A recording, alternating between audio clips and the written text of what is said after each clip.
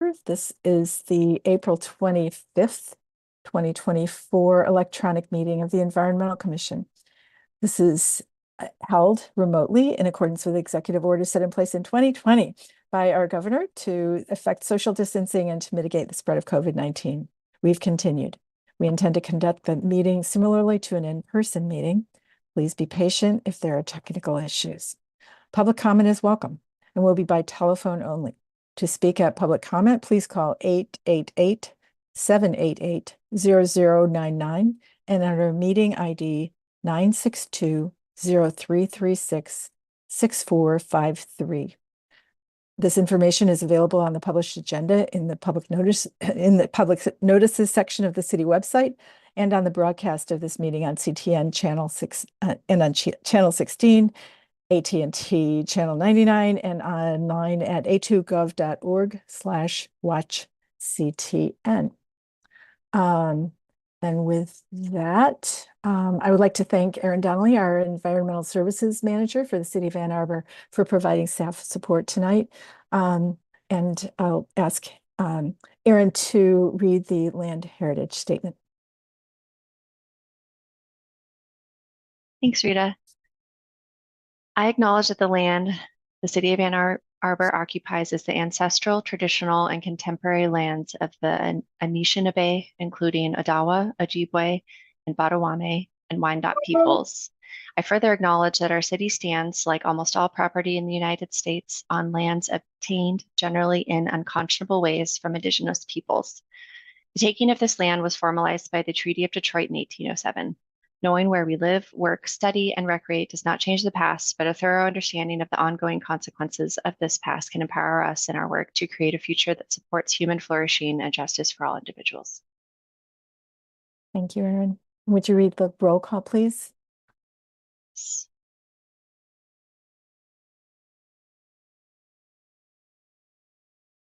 Councilmember Ackman. She's absent today. Is that right? Vice Chair Brown. Present in Ann Arbor. Commissioner Callowert. Absent. Commissioner Curtis. Here, Ann Arbor. Thank you. Commissioner Dale. Here in Ann Arbor. Thank you. Councilmember Dish. Here in Ann Arbor. Thank you. Commissioner Graham. Absent. Commissioner Gruber. Here in Ann Arbor. Thank you. Commissioner Marson. Absent. Commissioner Mirsky. Absent. Chairperson Mitchell. Here in Ann Arbor. Commissioner Nedrich. Here in Ann Arbor. And Commissioner Wahing. Absent. And that's a quorum, right? 1, 2. 7 out of 13. Okay. I think we just made it. So is it 7 or 8? Well, if we're not fully seated, isn't our count based on the number that we have seated? I think, if we were at a full 15, then it would be 8. So I think this counts. Does anyone weigh in on that? Parliamentarian person? I'm going to assume I'm right. Okay, so thank you very much. I would now like to ask for approval of the agenda. Is all in favor of the agenda as posted? Raise your hand, say aye. See my commissioners. Okay, it is passed. Thank you. And with that, I'd like to call for approval of the minutes from our March meeting, March 28th. Raise your hand, say aye if you approve for the minutes that were provided. Can we do a moved by and a seconded? Sorry. Okay. All right. Moved by. Anyone would like to move to Councilmember Curtis, seconded by Councilmember Gruber. Thank you. Sorry. And all in favor of approving the minutes from last time. And Opposed? Abstain? Councilman, or Commissioner Dale, I know you were not present, so thank you. Understandable. All right. And then, sorry, at- can we get a moved and a seconded for the Oh, agenda, just geez. for my Okay. All right. record?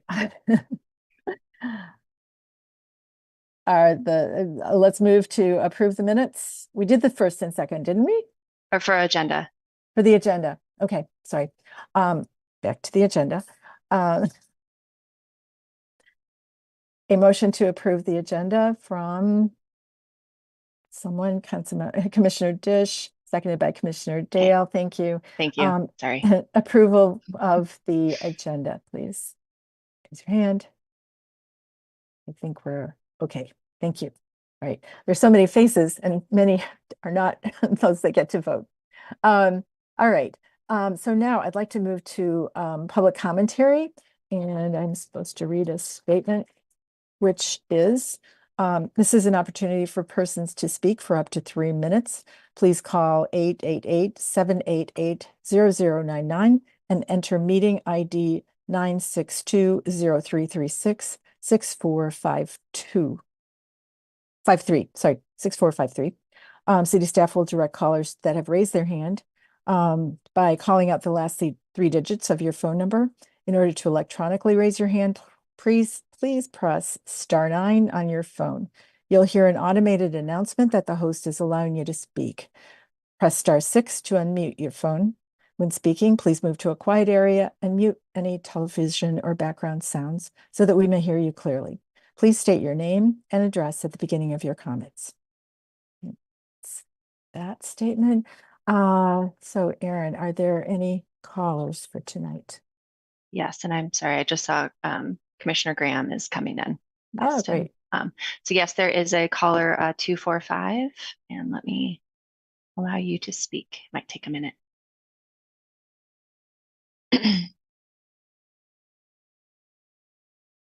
Okay, caller 245, go ahead. Hello, my name is Kathleen Murphy. I live at 315 Linda Vista Street in Ann Arbor, Ward 5.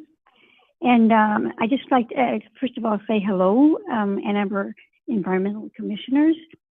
I understand that tonight's meeting, you'll be considering a resolution to support City Council funding a Phase 2 feasibility study on municipalization. At the last City Council meeting, the proposed budget included $1 million for the Phase 2 study, but it wasn't clear that was really a viable way of getting the funding. So I hope that source could be reconsidered. Nonetheless, a resolution to support City Council funding a Phase 2 feasibility study on municipalization is a positive step forward on the road toward possible municipalization. So I support it and hope you will also. Thank you very much. Thank you. Thank you. Erin, are there any other callers? I don't see any other callers with their hands raised. Great. With that, I'm going to move on to what we have labeled as new business, but it's actually very, very old. And we're fortunate to have two speakers who are very qualified in addressing the issue of the Gelman plume, which has a status as being close to being listed on the national priorities list of the EPA.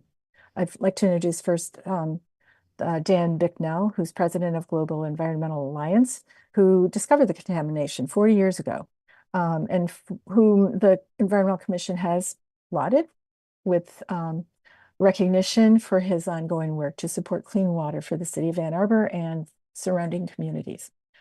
So Dan, thank you for being with us tonight, and I would be very interested in hearing your comments.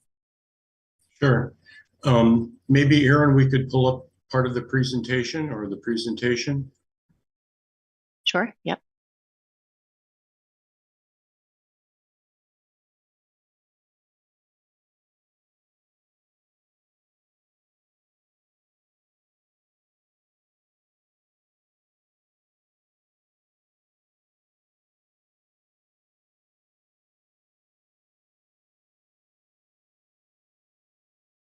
have it in PDF, so let me, we can get started and I'll pull up the PowerPoint. Yeah, the PDF would be fine. Oh, okay, sure. Well, maybe it's best to start with, what is Superfund? We've all talked about how the federal government can come in and help us with this Gelman dioxin plume that's been moving around. If we go to the next slide, please. What you see is that the Comprehensive Environmental Response Compensation and Liability Act, which is commonly called CERCLA and known as Superfund, was enacted by Congress. And it was about 1980 when they had problems with Love Canal. And the CERCLA was there to address the dangers of abandoned and uncontrolled sites. What the law does is it creates a tax on chemical and petroleum industries and provides very broad federal authority to respond directly to releases or threatened releases of hazardous substances that could endanger public health and the environment. And in the federal Superfund program, where this money is used, there's two components of it. There's the side that actually has the money, the Superfund, and it's used to clean up a toxic waste site where there's not a viable polluter who caused the contamination. However, there's a second side of it, and that's where probably Gelman would end up.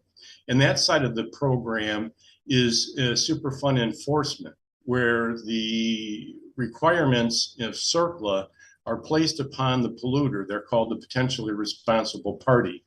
And they then are required to spend their money to do a cleanup. And the Superfund program in the enforcement branch works with the Department of Justice, the US EPA Office of Regional Counsel, and they require that the potentially responsible person enter into an order with them, like a consent judgment, if you will, to perform the work to US EPA criteria. Currently, about 70% of all the Superfund sites are Superfund enforcement lead sites, where the government works with the industry through this administrative order to have the industry clean up the site. If we go to the next slide, what happens, however, is if this potentially responsible party does not agree to expend their funds and enter into a CERCLA administrative order on consent, the government will issue them a unilateral order. In other words, telling them this is what you must do. And if they refuse to do it, then the Superfund money will be spent on the cleanup. And at the end of that process, the US EPA will bring a CERCLA cost recovery action against the polluter and recover the money spent on Superfund as well as the administrative costs incurred by the agency. Currently, they have obtained about $7 billion in cost recovery actions against polluters who refuse to do what CERCLA is asking them to do. For us at the Gelman site, we have a viable, potentially responsible party who can pay for the remediation. Gelman was acquired by Paul Life Sciences, which is now a subsidiary of Danaher Corporation. And as you all, I think, know, Danaher is a multi-billion-dollar corporation. CERCLA holds current and past owners responsible for remediation of the site. So it's quite clear that Gelman is responsible underneath CERCLA, underneath the Superfund program, to remediate this site if this becomes a US EPA Superfund site. If we go to the next slide, a little bit of background. This Gelman site has been a listed Michigan contaminated site since 1988. Unfortunately, the dioxin plume continues to move in high concentrations towards Scioto Township residential wells and Arbor Township residential wells, the City Old West Side, City West Park, and Barton Pond, which, as most people know, is where we get about 85% of the city drinking water. The Eagle has made numerous promises to the community to improve the remedy, but that's not been able to occur in court. And currently, we have a 2023 Fourth Amended consent judgment. In other words, it's been changed 4 times from originally back around the 1990s, and it still is not constructive. Recent studies in Scioto Township and Ann Arbor Township have shown that the plume has now polluted approximately 43 residential wells, and it's getting closer to the Huron River, which again supplies about 85% of the city drinking water. The plume's moving in northern, western, eastern, and southern directions, and it doesn't really have any effective off-site control. I have a figure here which shows where the plume is. You can see the nice colors thanks to Roger Rail's figure here. And I've put some indications of where the Scioto Township areas are, where the Ann Arbor Charter Township areas are that have residential wells. And the plume is again moving in a north and an eastern direction. Currently, it's about 4 miles long and 2 miles wide. And as you can see, there are very high concentrations in this plume. The drinking water criteria for the state of Michigan is 7.2, but the plume has 1,000 to 2,000 parts per billion in it, which is not good for any of us. If you look at the second figure that I've provided, this shows, again, the plume, but it shows the fourth amended consent judgment extraction wells in yellow, where they're located. But importantly, it shows in these blue arrow indicated areas where the dioxin plume is already past these very limited extraction wells and moving freely to the north and to the east, which is again towards the Scioto Township, Ann Arbor Charter Township, and Barton Pond. So this is not a good situation. These wells have been there for quite some time, but they're very ineffective. And that's what allows the dioxin plume to continue to migrate further away from its core areas. If we go to the next slide, again, what we're under is a state order currently, and that's the fourth amended consent judgment. And it was entered into in 2000 after much discussions. However, it allows still the migration of the dioxin plume in really all directions. It's stopping this plume from expanding, and that presents again a risk to municipal water supply, homeowner private water drinking water wells, building occupants from dioxin vapor intrusion, and workers in a trench who are in contact with this shallow polluted groundwater. The amended consent judgment essentially allows for the taking of private property owner rights to use their well, rather than halt the dioxin plume and preserving the aquifer so the landowner can use their well.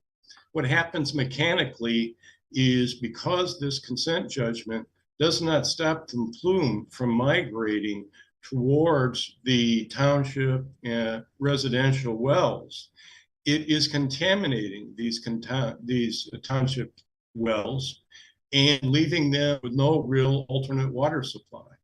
What should really be done in these cases is that the plume should be stopped and therefore preserve the ability of the property owner to use their well for drinking water.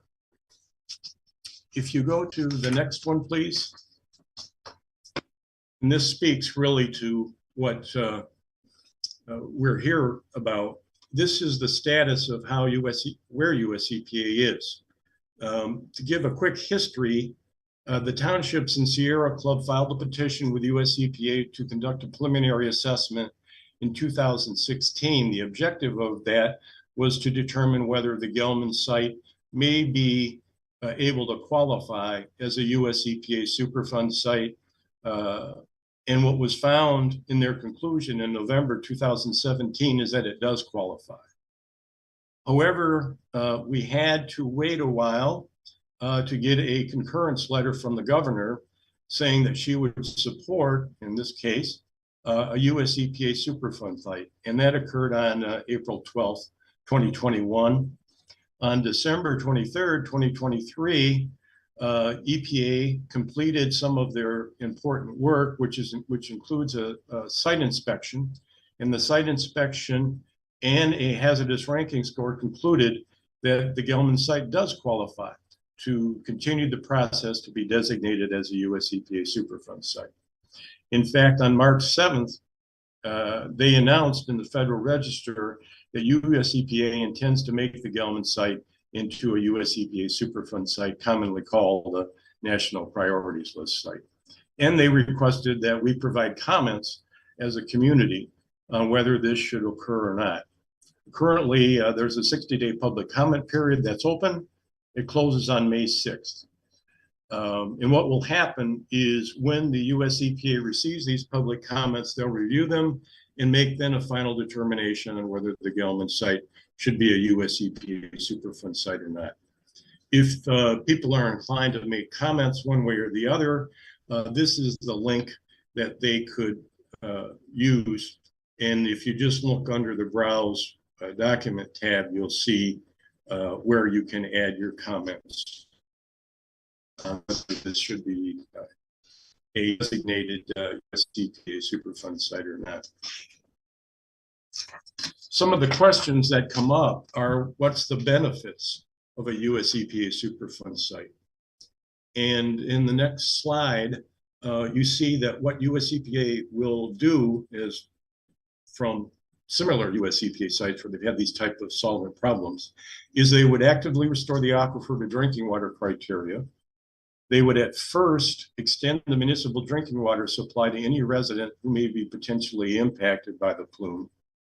They would halt the expansion of the plume, and by doing so, they'd prevent contamination of Barton Pond. They would require a full monitoring well network to establish the breadth of the dioxane plume, which is not known at this time well. And they would establish a comprehensive drinking water well sampling and analysis program using the best scientific analytical method that they have at the time. If this becomes a US EPA Superfund site, they'd also offer a community grant so we could have input into the Superfund site cleanup process. They would use the technical, administrative, and legal resources to establish a protective administrative order, again, restoring the aquifer, halting the plume. And this would be overseen by the United States Department of Justice and the Office of Regional Counsel. Importantly, this United States administrative order, which would be the federal order that they would give to Gelman, would replace the current state recommended consent judgment. So essentially, the US EPA would start with a clean sheet of paper, work with Gelman to establish an administrative order for Gelman to do the work, which would be overseen by US EPA, the Department of Justice, and Office of Regional Counsel. And they would, in that administrative order, ask Gelman to restore the aquifer, provide municipal water where it's appropriate, and take active action to the aquifer to drinking water criteria. So that's kind of the 7-mile high view of what Superfund Circle is all about and the benefits that one would have if this was a Superfund site. This is a flow diagram of what we've been going through for the last 8 years here since the preliminary assessment in 2016. You see on the left that a preliminary assessment is done. Is the hazardous ranking score over 28.5? It has been. You do a site inspection, which looks at soil, groundwater issues. You then revise the hazardous ranking score. And if it's over 28.5, then you go on, as US EPA, has done, to say that, yeah, this qualifies to become a Superfund site, and we're seeking your public comment on it. It should be noted that the hazardous ranking score was 50, which is the highest you can have for groundwater because of all the potential receptors we have here to this dioxane contamination.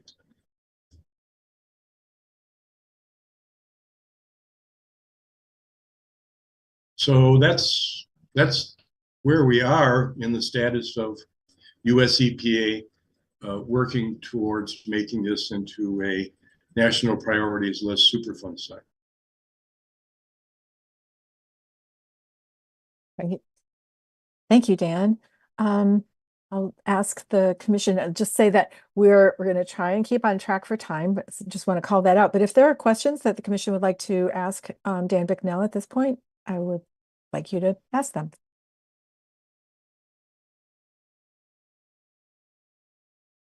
Commissioner Curtis? So after the public comment is closed, do we know when a decision would be made? It'll take probably 3 or 4 months, Commissioner, for them to make a decision, because what they'll have to do is they'll have to look at every comment and they'll have to provide a response to every comment.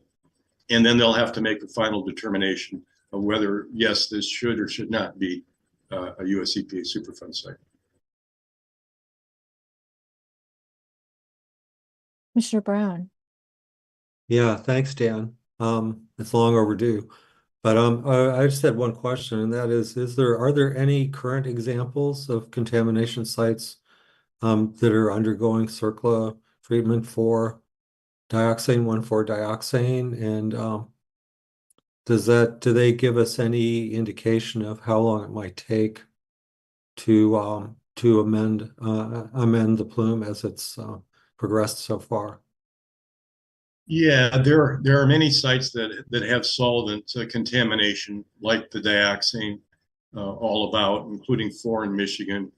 And the classical technology that they've been using is really it's groundwater extraction and treatment, which we have out here very limitedly. So if EPA came in, likely what they would do is they would expand the number of extraction wells to capture, control this plume. Because the plume is so big, it will take a long time. It'll take 20 years, for this to be halted and remediated to drinking water criteria, at least, if not longer. There are larger sites in this that are dioxane contaminated. Matter of fact, there's one out in Bethpage, New York, that's about 8 times as big, and they're doing groundwater extraction and treatment. The other thing that they are talking about is co-metabolistic, sorry to be overly technical, but bioremediation, where you inject a chemical which will be easily biodegraded, and part of its biodegradation, it will start chewing up bits of the dioxane.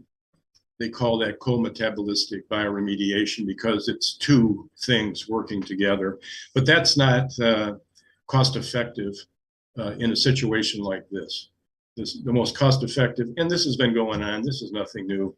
When I worked with the agency back in '84, we were doing groundwater extraction and treatment classically. So this is a classical problem. Unfortunately, we have a polluter who refuses to do the proper thing. And after 40 years, finally, I think we're going to be able to get some federal support to help push them along, or if they refuse to do it, just spend the Superfund money and do it and sue them in cost recovery.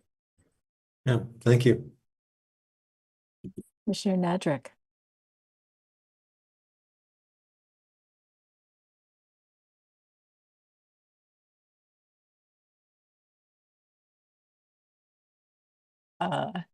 If you're speaking, Sarah, I think you're muted. That's so funny. Sorry. Hi, thank you, Dan. That was really interesting. I just wanted to take a step back and think a little bit more about the amount of technology involved in taking such a massive groundwater plume down to drinking water level. From what I've seen, that is a really, really challenging thing to do. And it also is, very, very expensive. So I just kind of wanted to, I guess, put out there that, what I've seen as far as EPA and Superfund is, yes, they can require more cleanup out of a liable party, but to get down to that drinking water level, that is going to be really hard. And it also, I think a more reasonable goal is to prevent the plume from expanding, which it currently is as far as we know, doing and preventing it from getting it to Barton. So just kind of setting sort of like a realistic expectation, I think, is important. And I guess another question I have is what happens legally to the consent decree when Superfund takes over? I'm assuming that consent decree doesn't just disappear because it's, you know, it's based in the courts. Has the city like looked into that, or are you involved in those conversations, Dan? Do you have any knowledge of that? Yes, sir. On your first question, actually, it is quite easy to get down to the drinking water criteria 7.2, and it's done all over the place, including the 4 sites in Michigan. It just takes time. It takes time to do that. And so, again, the US EPA objective is to halt the plume migration and restore to drinking water, and they've been able to do that all over the place using groundwater extraction and treatment. When I was a US EPA Superfund enforcement officer and underneath the CERCLA program in 1984 to 85, we did this all the time. And it continues on. It's just classical treatment technology that can easily be done. It just takes time and money. What happens with this consent judgment, it's a state consent judgment. And what we'll be doing is we'll be going for a federal administrative order. And the federal administrative order will, if you will, trump the state consent judgment. So the state consent judgment goes away.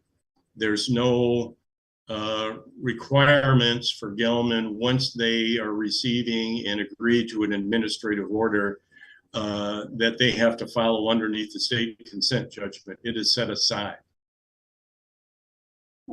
Okay. Well, I definitely hope that you're right. And I love your optimism. Thank you for that response. But it's not, but it's not optimism. Those are the facts. The federal government administrative order will supersede the state consent judgment. Now, a lot of the elements that are there right now, such as continuing with the groundwater extraction and treatment that's being done underneath the state order, will be probably included in the administrative order that the federal government gives them under CERCLA. Okay, so they're not just going to tell Gelman, well, just wait around, you don't need to do anything. There will be a seamless interaction between the work that the consent judgment under the state is asking them and what the federal government will ask. So there won't be any lapse in time when nothing is going on at the site or no active remediation is going on at the site. That active remediation, even though it's very limited, would continue underneath a US EPA administrative order. Makes sense. Thank you. You're welcome. All right, thank you all. Any other questions? If not, I would like to introduce Roger Rail, who's the chair of Citizens Active for Remediation of Dioxane, or CARD, and is also chair of the SIO Residents for Safe Water. We've, as an Environmental Commission, have also commended Roger for his long dedication to following the data and speaking up for clean water in the community, not only in his immediate area, but outside in the whole city of Ann Arbor and the townships. So Roger, thank you for your ongoing work as well. And I know that you have a short presentation for us, and I'll appreciate viewing that. Thank you, and hello all. A couple of people on the screen I haven't seen in a while, so it's good to see you. It turns out that the way this the Zoom is set up, I can't share my my screen. I can share windows, so I'm going to have to switch windows. I'm starting off with the one that I use to create a lot of the images. This is a Google Earth mashup, but I'm going to switch to what's basically a set of slides that I had prepared. So let me get this ready to go, and didn't do my switch over here on new share. Here's my screen. Mine's going to be really quick. Thanks, Dan, for the excellent overview of the Superfund and the surplus process and what's going to happen as this proceeds. And this can be cleaned up. Like Dan said, it's going to take a while. So this is what's happened over the last 31 years. We've got a map. By the way, these maps that I produce, any of the colored portion except for the yellow is based on Gelman maps themselves. So you can see my cursor all right, I presume? Yes. So this is the plume in 1992, one of the first total plumes maps that we had. And you can see the size of that. It was already expanded into the Evergreen area, which was at that time in Scioto Township, and since had to be annexed to the city in order to provide water. And this is where it all came from, the Gelman property in this lower corner here. And then we jump to 2023. This is where the plume is expanded over those years, because it hasn't been first defined enough to know where all the dioxin is to go and intercept it, but also because of the amount of cleanup was not what was needed. So 31 years of cleanup, we went from this to this.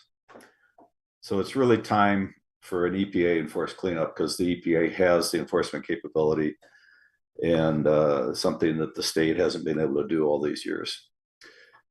This is a close-up of the 2023, and this offshoot to the north is a surprise. These are the sampling that Scioto Township did, and even there's one hit that was brief at Ann Arbor Township. And then the orange donuts are where the state came in and resampled those sites and found most of them. They would have found all, but the state doesn't use the same best available analysis method that Township used. So like Dan said, there's about 40 some hits. A lot of them are right here to the north, right out of the Evergreen offshoot near 465 DuPont. There's some that are in Elizabeth Street that have been going on for years. There's a new hit here next to the KFC property that's going to be developed. And there's one over here on Breezewood that is now a solid hit. These other donuts are where dioxin has been found over the years. This on Google Earth is actually a 4-dimensional display where you can watch the hits as they occur over time. Now, this is a similar map, but overlaid on it is Eagle's Rockworks model that they created in 2020. And the area that they were studying is shown by the white rectangle. And it pretty much matches the high concentrations that were shown on the Gelman maps, the previous one here. Again, these everything, the yellow is where I've outlined where dioxin has been found, and everything, the tan and all going to red and purple, those are actually from Gelman's own maps that I extruded up to show the 3D effect, et cetera, et cetera. I've superimposed on here Eagle's Rockworks map to show that it's, that covers pretty much the whole area. There's a few places where there's not enough data to show. The model can't really say what's going to happen in those areas. And that, again, points to the lack of good data to know where the dioxin is, which way it's going. And this part here, it was completely missed. This is almost a mile north of the boundary. And it's only less than a half a mile from my house right here. So I can see this coming. And I'm in the same aquifer as these wells are. So after 30 years, it's time to get the proper cleanup done. So there's more information at srsw.org. And at this point, I will stop my share briefly. If we need to go back to anything else, I can bring it back up again, and then we'll take questions. Thank you, Roger. That was great. I mean, I think there's nothing like really seeing it in a diagram in that way. So I appreciate that. It's even better when you look at it interactively, 2 or 3, 4 Right. dimensions, right? Yeah. So, commissioners, are there additional questions for Roger?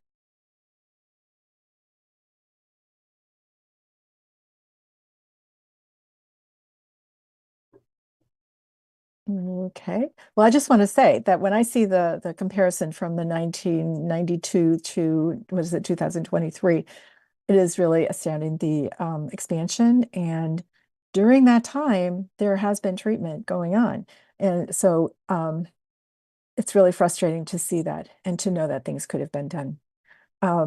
So with that, I want to just ask Aaron to put that slide up that we talked about, that for anyone who wants to capture this information, and we can send it certainly to the commission as well, which Dan had displayed earlier. This is how to write to the EPA on the website, and I highly encourage you to do so and to share with people. You can use the link that's displayed, and there's an arrow that shows that you're supposed to go down to a box that's called comment on the there's a page, gosh, I can't even see that, called browse documents, and then click on a comment button. Aaron was pointing those out. I think it's really important that we show the EPA that the community has concerns, and we have information that we can give them as well. And I want to just really thank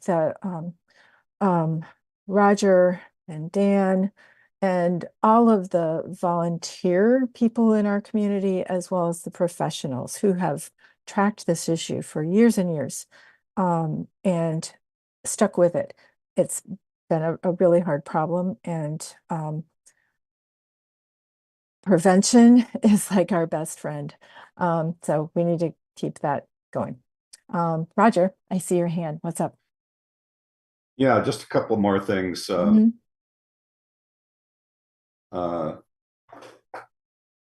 Let's share my screen again here.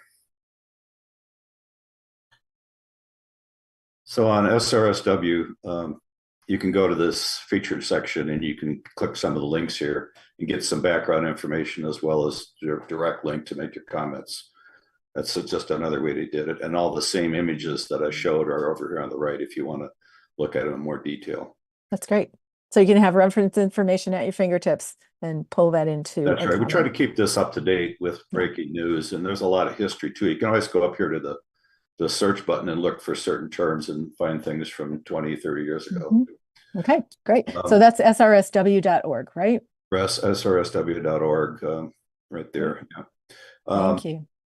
But I got to give you some other news, because I got all the references sent to me today for this NPL listing. And it's very good. It's very complete. I'm really impressed with how complete the EPA has put together all this stuff in what's really considered to be a short period of time. It doesn't have it all, because we have some locally here that needs to be contributed, but we can do that over time. So it's really good that we have better information and better organization of the information. And the whole idea of CARD was to help with that, to have all the local stakeholders contribute what they know about this site and keep everything up to date, so that all of the decision makers have access to all of the relevant information instead of having to go and dig for it. So that's the last point I want to make. And it's going to make this Superfund site easier to clean up because of that, because we have a lot of active people on the ground and concerned, and the local governments and all the stakeholders are on board with this. So let's get this done and be on with it. So thank you. Thank you, both Roger and Dan, for your long service to the community, to our water. It's so important. All right. So I think we will move on with our agenda. And our next speakers are from the Michigan Department of Great Lakes. Eagle, the first one, Environment, Great Lakes and Energy. Please excuse me. We have Andrea Munoz Hernandez, the District Supervisor of Remediation and Remediation and Redevelopment Division from the Jackson office. And she has kindly gathered information to talk with us about groundwater contamination other than the Gelman flume here in Ann Arbor. And these are important things that are part of our community. And certainly I appreciate the work of Eagle in addressing them. And it's really helpful to know what's happening right outside our doors. So thank you, Andrea, and staff who are with you. And I hope you'll introduce them. So as you mentioned, my name is Andrea Hernandez. I work for the Michigan Department of Environment, Great Lakes and Energy. I'm the Remediation and Redevelopment Supervisor of the Jackson office. So we cover 5 different counties. Washington is one of them. And I have with me several project managers. I mean, they are the experts day-to-day people that are working on these projects. So if you have questions, they are actually like people that can give you more details about the questions that you may have. I also have with me the project manager of the Calvin site, so Chris Svoboda. So if any of you have any questions or any clarifications associated with this site, we're more than happy to provide any additional information. And with that being said, so the sites will be presenting, and even though this theme is associated with groundwater contamination, there are other pathways associated with vapor intrusion that will be actually covered by different projects in here. So we will have Chris Mathewson. He will be presenting about Argus. Ashley Lesser will be presenting about the former MGP. Then Weil will be talking about Armen. And again, Chris Svoboda is here. If anybody has any questions associated with Calvin. Thanks. And quick question. So Erin, are you gonna be like sharing your screen with the slides, or should we just kind of like each individual project manager share theirs? Yeah, happy to do whatever is easier for you guys. Is that okay with you, Chris, Ashley, and Dan, or like? I don't know how to share my screen here. Fine by me. We use Teams. Guess that answers our question. Yeah, happy to share. Sorry. I probably could figure it out, but I am slow to the Zoom crowd as well, but I am semi-functional. So here we go. gotta get that Zoom training. Yes, hello everyone. My name is Chris Mathewson. I am a environmental quality analysis here at Eagle. I'm the project manager for Argus. I should say I'm overseeing this site as it is a liable party site. So Eagle isn't doing the investigation directly, but I look at all the reports and talk to the liable party and their consultant. Next slide. So this is a little overview here. We call it the Argus Buildings Facility because there's 2 buildings associated with the source, Argus 1 and Argus 2. This is located in the old west side of Ann Arbor. As you can see, it's mainly residential in the area. There is a elementary school, Bach Elementary School to the south here, though I will point that's like up gradient of groundwater flow, and it was sort of investigated early on. You can go to the next slide. So a little background here on Argus. They manufactured optical and photographic equipment between 1931 and 1963. They actually had a variety of industrial processes using lots of different chemicals. However, the main processes associated with the soil and groundwater contamination we are seeing in the area were vapor degreasing and chrome plating, and that's mainly chlorinated solvents. And then additional to that, they had some underground storage tanks which contained fuel oil. And that was used up until 1982, and so we're also seeing some petroleum impacts in soil and groundwater. Next slide. Thanks. This is kind of just an overview of the area again. These green lines here represent the Allen Creek drain. So it's just kind of an illustration that there is a stormwater conveyance underneath Argus 1, Argus 2. And there's also sanitary lines and things like that that sort of run parallel. So those are some of the preferential pathways we're looking at, or the liable parties looking at. You can go to the next slide. So a little bit here on the chemicals of concern.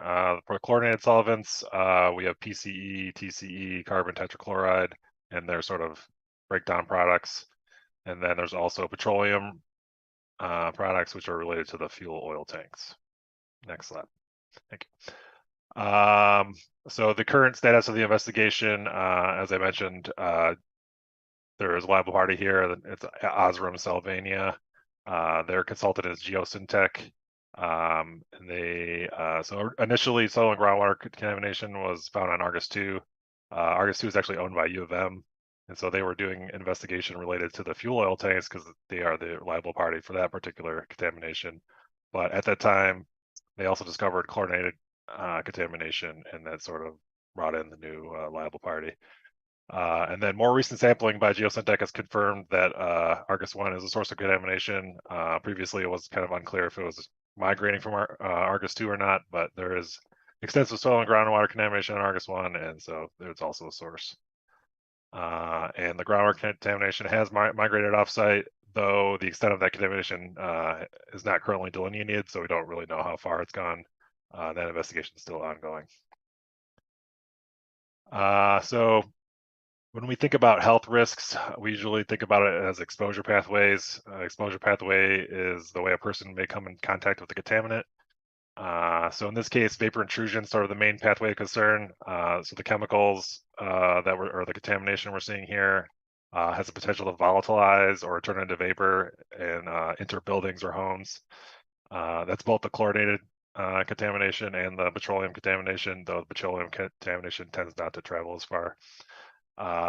There have been some mitigation systems installed in homes in the area north of Argus 2, and currently east of Argus 1. Some mitigation systems are they haven't been installed yet, but they're in the process of being installed. For the drinking water pathway, the city of Ann Arbor supplies municipal water in the area, so that's not directly an issue here. There's also the groundwater surface water interface pathway, otherwise known as GSI.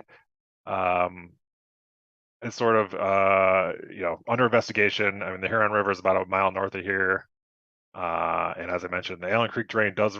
I put Argus 1 here, but Allen Creek drain does run under Argus 2. However, the groundwater does not intercept that drain. It's probably the groundwater maximum depth, or the highest depth is about 6 feet from the drain. So it doesn't mean the drain could not be a preferential pathway,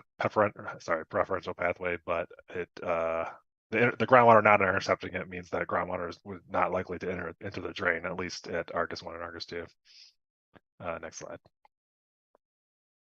So the current status, we at Eagle here received a groundwater investigation plan, which was submitted in January, or I'm sorry, it was approved in January. And then there was also a GSI professional pathway component to that as a separate plan, which was approved in March. And vapor intrusion investigation is ongoing. So the vapor intrusion investigation has been ongoing since like 2019. So it's been going on for quite a while. And this is just some figures from the most recent submittals we received from Geosyntec. I just wanted to point out, show where like sort of the groundwater sampling wells are at. These green ones are the proposed wells. They're going to be at varying depths. One thing to point out with chlorinated solvents is they tend to dive because they're heavier than water. So these will be nested wells, which have shallow and deep sampling areas. The red wells are what have previously been installed, so they've mainly just been on site. So we're looking forward to seeing more data offsite and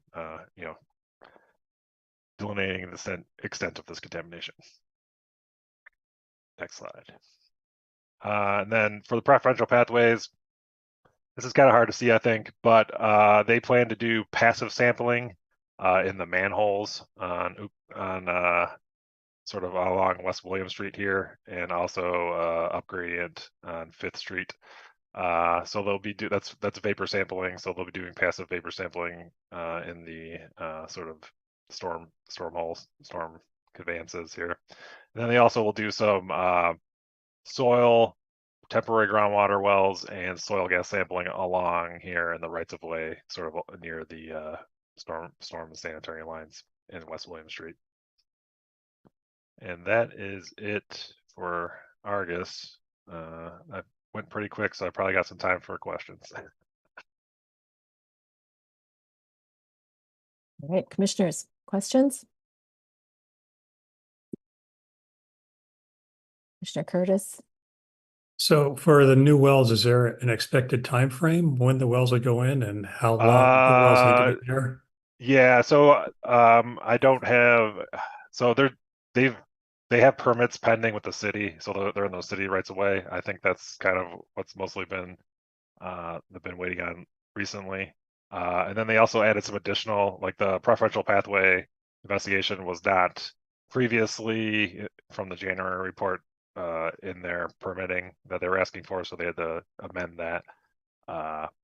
So I believe, as far as I know, it'll be sort of like this summer is kind of when the time frame is, but I don't know for sure if they've gotten their permits yet.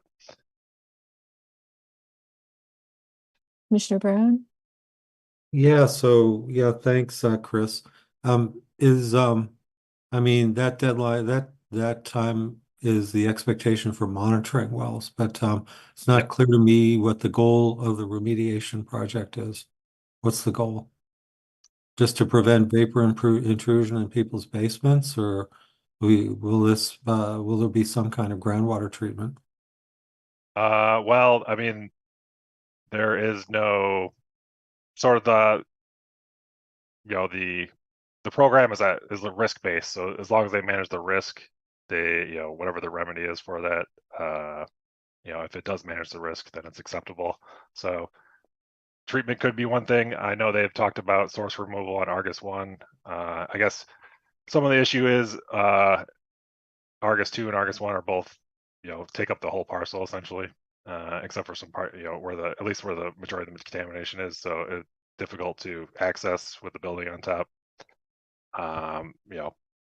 There are ways, obviously, or there are ways that could be done. But yeah, I guess at this point, that hasn't been discussed very much, and that right now they're just sort of investigating to see if there's receptors for the contamination, and if there are risks to those receptors, mitigating those risks. So hopefully that answers the question. Yeah, okay. I mean, so with the vapor intrusion treatments, I guess it's captured. Usually, Farming so if there's a decline. vapor intrusion issue, the solution is usually a mitigation system installed in the home, like a radon mitigation system, that kind of system. So it's not treating the contamination, it's just preventing the vapors from entering the home. Yeah, or it's just dispersing them outside. Yeah, right. Okay. And there are sort of like air quality things that are involved with that, but So I just want to say I'm very familiar with this area. It's very close to my home. And I would like to know if there's ongoing monitoring of those homes that have the vapor intrusion systems. yeah, they commission them for at least a year. So there's a commissioning process when they install a mitigation system. It is eventually handed over to the homeowner. Yeah, so usually it's up to a year of sort of making sure the proper vacuum is seen in the mitigation system, and then after that, it's handed over to the homeowner.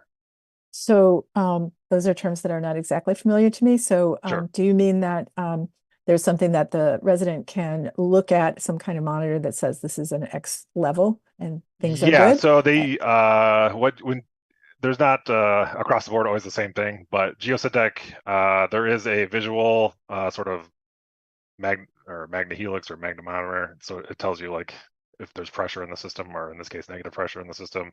And then there's also an alarm. So if the fan stops or the fan loses power for an extensive period of time, and like the geosyntec is alerted through like a remote sensing. But yeah, the homeowner's also given sort of a operation and maintenance sort of manual to go along with it once it's handed over.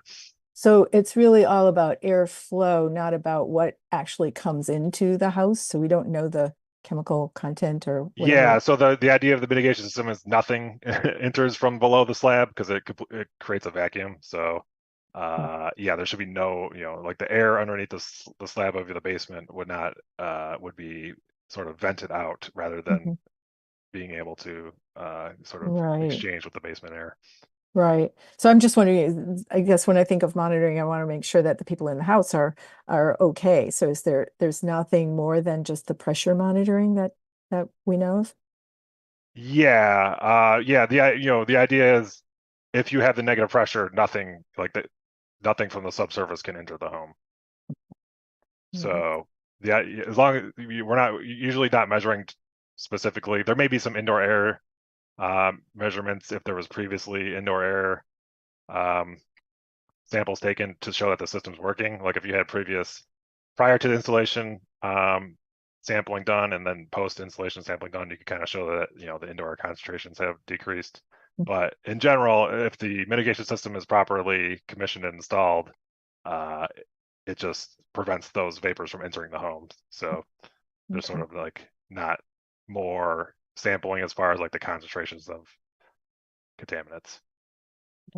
And one last question for me anyway is the responsible party, are they going to continue to track and identify the plume as it moves? Because it seems like there's some unknowns. Yeah, I mean they have responsibilities under the statute to define the contamination. So that's kind of part of it. So they have to manage the risk and they have to, well, maybe first is define the contamination, then manage the risk. So yeah, they haven't done that yet. So, and we've I guess that's been kind of a point between us that we've been sort of hammering on them. So as I showed, they have submitted some work plans now that they're working towards that. So once we have more information, things can change. But at this point, we're just looking to see how far from Argus it goes, and then we could kind of figure it out from there. Right. And do you provide reporting regularly to our Office of Environmental Management? I mean, not directly. I mean, everything is foible, but yeah, I mean, I know for some of the work done in the right of way, the city has received some reports from Geosyntex since they got, that was part of their permitting process. But other than that, I guess, yeah, I'm not sure. Okay, thank you. Anyone else? Okay, thank you, Chris. Yep.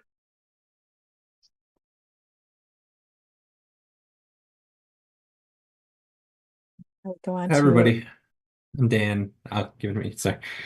I'm on it. Dan Wild. I'm another EQA project manager. I manage the north half of Washtenaw County. That's my area. So I'm the project manager for Arm Cleaners. We're doing some work out there right now. Let's see. Arm Cleaners is a former dry cleaner. It was active commercial dry cleaner located in downtown Ann Arbor, primary residential area. In 1985, improper handling of dry cleaning waste was documented, and a release of tetrachloroethylene, or PCE, or PERC, in soil and groundwater was first discovered. PCE is a non-flammable, colorless liquid and a known carcinogen, mainly used as a dry cleaning agent and metal degreasing solvent. A lot of work has been completed since 1985, as you can, well, this is more recent on this map. But it included a limited soil excavation in the northwest corner of the property that was completed by the owner under Eagle's supervision, and many offsite investigations to develop a conceptual site model of the source area and migrating plume. Every house in the migrating pathway has been sampled for potential vapor intrusion, but only one home was identified needing a mitigation system, and the three of them are sampled quarterly to monitor for air quality and subsurface conditions. So those are the three directly touching the Arm Cleaners site boundary there. Next slide, please. Work completed, December 2021. The building was abated. Then we demolished the building in January 2022. February 2022, we did waste characterization sampling. The slab of the building was left in place. So we were looking to sample for future disposal. And then we were delayed until 2023 due to some issues on site and with right-of-way permitting. Next slide, please. So our sampling plan to characterize for waste, we separated out our hazardous and non-hazardous soil disposal. We split the property into 5 separate areas, collected samples from the 0 to 4, 4 to 8, 8 to 12, and 12 to 18-foot intervals, like a big old layer cake. You can't see it, but everything highlighted in yellow was determined to be hazardous for disposal. So that's a big increase in cost, but we were able to save money by separating those out. Sarah Nedrich was kind of the leader of that push before she left us. All right, next slide, please. So we had to re-engineer our remedial actions. So we decided to do in situ soil mixing. So the property was split into 25 cells with 6 to 9 columns in each to mix. The top 5 feet of the site was excavated and disposed of to account for swelling during the mixing. An excavator with a 12-foot arm and rotating augers on the head of it was used to mix the soil down to about 20 feet below grade across the site. And during soil mixing, sodium persulfate and Portland cement amendments were injected from the mixing head to oxidize the contaminants and then solidify the soil to the appropriate compression and compaction requirements. Next slide, please. Current status. This was taken about a week ago. They should have the straw thatch down now with the grass seed, but remedial activities were completed this month. Damaged sidewalk. We just got the go-ahead for the permit on that. That should be poured this week, and the site will be restored with top seed and soil. Top soil and seed. Mix that one up. All right, next slide, please. And so future work. Pathways that remain are still potential are vapor intrusion, groundwater surface water interface, and drinking water protection. So I think the biggest concern right now for us is the vapor intrusion pathways based on the most recent sample results. Future work will include verification sampling on the Armin Cleaner's property to determine the effectiveness of our remedial mixing.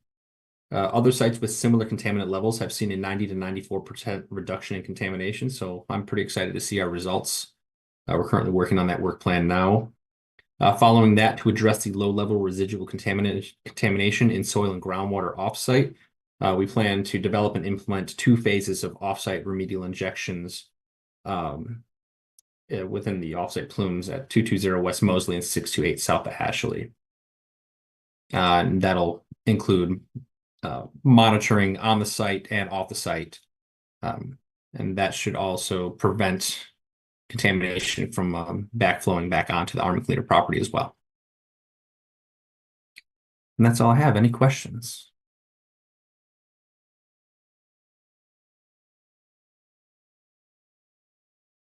Of course, it's Sarah. The former project manager. All right, go ahead. Hi, Dan. Thanks. Hi. I guess I thought it might be kind of fun to share. So this is like a state-funded project. So all the money for this, where did it come from and how much have you spent doing the remediation? That's more of a you question, actually. Since you secured plenty of funding for this before you left. So $1 million is from SQIF funding. I don't know what that acronym means off the top of my head. I apologize. And I can Google it. Sarah, do you know it off the top of your head anymore? Have you forgotten that all? It's Surface Water Quality Protection Fund. Thank you. There you go. Thank you. I don't know the exact acronym, but that's more or less, it's for protection of surface water. Yep. I haven't thought about that in a while. So that's where a good chunk of the funding came from. The rest of it is state from our normal funding sources. I would say it's tough. So We essentially had to fire our contractor that was previously hired. They were not able to complete the work per our specifications, so we parted ways with them. We had issues with dewatering due to the soil quality, or a lot of silty soils. They were not able to dewater enough for our engineering controls to prevent volatilization prior to dewatering and excavation. So we kind of went back and forth with them on that. The problem was they weren't dewatering, so therefore our engineering controls wouldn't work. We had misters in place, and it only works on desaturated soil. So since there's still water in the soil, we couldn't prevent volatilization. So their dewatering method was ineffective. We were also delayed due to the water, I think the water main being redone on West Mosley. So I think we're around the $3.5 million range for state funding. And that doesn't include the approved 700,000 for the offsite injections. That was approved last year as well. I think that's more than I had budgeted for 3 years ago. Disposal, yeah. 2 or 3. Yeah. Thanks to Sorry COVID about that. and corporations, costs have gone up for not only disposal, but everything else. Renew Michigan funding is the other source. Thank you, Cheryl. Well, I have a question about Yeah. across the street on Ashley, there appears to be some work being done. Is that related to this cleanup? There's a large apartment building and To the northeast of the site? to the direct east across Direct east. Ashley. Yep. That's been done, hasn't it? That was built a couple years ago. Yeah, the building is built, but right now there's some activity. Oh, yeah, yes. Yeah, they asked if they could use our area as kind of a lie down yard. And we said no for liability reasons. Ooh, I can get you that information. That's buried in my emails somewhere. Okay. Just curious. So it's unrelated to Unrelated this. to us, Okay. yeah. Thank Yep. you. Yep. So now that this property has been remediated, who is the owner and what's the long-term plan for the property? Do you know? So the owner, no, I don't know. Short answer, the owner remains the same. They're a non-liable party. They allowed us access to this site. We had to kick out the dry cleaning tenant prior to the work starting. They will remain the owners, and they will most likely sell it to a developer. This area does remain in the historic district, so they have to comply with the historic district rules and regulations. So they would have to go to that board. So I could see it only being, single family residential houses that are built here. They're not going to get a giant high rise in this location unless the historic district approves that one. Right. And what's the risk of vapor intrusion or whatever in the adjacent sites, ones where you have the stars? So the property to the north already has a mitigation system that had been installed years ago. And then those 3 houses on this figure, they're the ones undergoing quarterly monitoring for subslab and indoor air. Following our injections, I have 2 different contractors that are working on this. They're going to work together following the injections to monitor the air quality and subslab air quality for all these properties.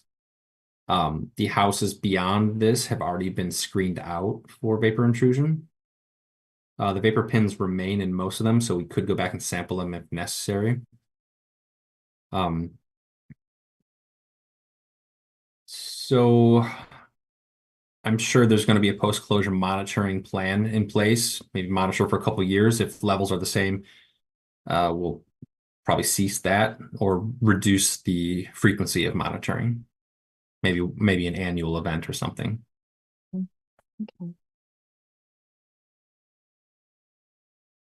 Okay. Thank you. Anyone No else? problem. Okay. Also, near my house. In quite the area. Get out of Ann Arbor. Right. Thank you very much for your presentation.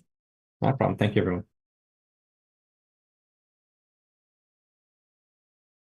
All right, if we're ready. Hi, good evening, everyone. My name's Ashley Lusser. I am an environmental engineer, project manager in the Jackson District Office, and I'm going to talk about the Broadway Park West site. Next slide. Yeah, so you may know this. If you don't know it as Broadway Park West, you may know it as the manufactured gas plant along the Huron River on the north side of Ann Arbor, former Mishcon site. It was originally built by Ann Arbor Gas Company, later reincorporated as Washtenaw Gas Company, and then it came to Mishcon during consolidation in 1938. It continued to operate until the late 1940s and was formally decommissioned in late 1950s. After that, Mishcon developed a service center on the property, and from all of this former coal gas manufacturing, there's a number of contaminants characteristic of those types of activities. Volatile compounds like benzene, toluene, ethylene, and xylenes that we call BTEX. Semi-volatile organic compounds, polynuclear aromatic hydrocarbons. Those are your like heavier petroleum compounds and, you know, tarry, oily materials. Then you've got a number of heavy metals and also cyanide. Various environmental investigations by Mishcon began in the mid-1980s, and they've investigated, remediated, and stabilized various areas of the site over the years. There were some underground storage tanks and structures. They removed obviously stained surface soils. They ran some pilot studies and so on. But for today's presentation, I'm going to focus on the most recent remedial actions. So roughly what's happened over the previous decade, as well as the current plans for redevelopment. There's a number of different parties involved. DTE Energy is the successor to Mishcon and the party responsible for the environmental remediation overall. And I have their most recent groundwater monitoring results over the last 10 years to share. The current owner is Lowertown Partners, LLC. They're a single purpose entity to hold the real estate. Roxbury Group will be the developer of this property, and I've been in close communication through the process with their consultant SME.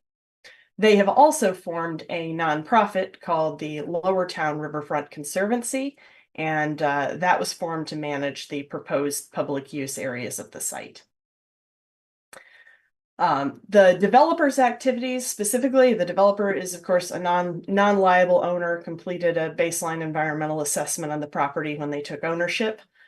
So they've been able to receive some brownfield funding through Eagle, and I can provide an update on their site preparation activities. So the site, which you see here, I'm sorry the text is so small, but I'll try to walk you through it. It's 11.38 acre site, and the western portion that you kind of see in green there was historically undeveloped, although it had stockpiles and storage. The eastern portion, where you see those circles, you know, those were like the gas holders that were part of the MGP operation. You see in the gray, there's a big foundation. That's where the service center was. So the eastern side of the property was much more heavily developed by Mishcon. To the north of the site, you have the Huron River main channel, and then just above that, just north of that, the Argo Cascades and its outlet into the Huron River. Just off of the map on the very northwest upper left-hand corner, that's where Argo Dam is. And this property, you know, way back a century ago, was filled. There was a former river channel that was filled in through the central portion of the property.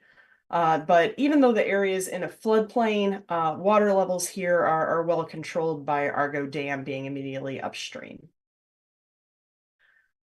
So getting a little bit into the development plans for this site, in 2018, Eagle received and approved a response activity plan from Lower Town Partners, the current owner of the site, through their developer and consultant.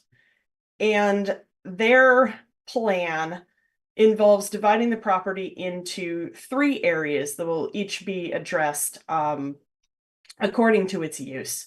So you have the western portion of the site extending over into the riverfront toward the east, and that will be the public use area, focused on recreational use open to the public. Then there will be on the eastern portion of the site commercial building. I believe they're planning a small hotel, and on the southern portion of the site, residential properties, so townhomes or condominiums. And there are appropriate site-specific criteria selected for each. The specific environmental response activities will support the proposed uses of the property. So on the public use areas, because those will be green space, they have done a lot of excavation of contaminated soils. In areas where they have not done excavation, there will be exposure barriers, either composed of clean soil or parking areas, pavements, building foundations, to prevent direct contact. Then for the buildings, because of the petroleum volatile compounds, there will be vapor mitigation systems designed for the buildings at the time of construction. And then there will be restrictive covenants placed on the property to restrict the use of wells for extracting groundwater, and that will preserve the elements of the development that are protective of public health and the environment. Next slide. So back in 2009, DTE Energy conducted some remedial investigations that identified oily materials and tarry materials in the shallow subsurface soil along the shoreline of the Huron River, as well as in the central portion of the property near the former gas holders and tank structures. In response to this information, they submitted a response activity plan to Eagle in 2012 and conducted, we approved that, and they went forward with the work, which consisted of dredging nearly 50,000 tons of sediment and shoreline soil. And then they installed what you see here. This schematic shows their NAPL trapping cap system on almost 1,000 feet of the Huron River frontage. What this does, NAPL is non-aqueous phase liquid. It's pretty much, I'm calling it oily material just for just to get away from the jargon. But essentially, that's what it is. It's oils that are either their own phase within the groundwater. So sometimes floating on top potentially, or if they're denser than water, sinking as a body of contamination. So this cap installed on the shoreline helps these materials from reaching the Huron River. Groundwater at the site is relatively shallow, as you might expect, being next to the Huron River. It's between 2 and 10 feet below ground surface in sandy soil flowing toward the northeast. But there's a hard silty clay layer below 10 feet. So the NAPL that we're seeing is isolated behind the cap, both by the cap itself and the geological materials beneath it. The trapping cap was constructed with sumps, which allow DTE to monitor the function of the cap and note whether there's any oils accumulating behind the cap. Next slide. So this is schematic of the site in 2013, post-construction. Again, I apologize, it's so small. But you can kind of see the gray stone line along the Huron River. That is the cap itself. And in 2014, based on the completion of this cap, MDEQ granted no further action status for this near shore area of the property and the sediment between Argo Dam and Broadway Street Bridge. Next slide. They have continued to monitor, though, over the last 10 years.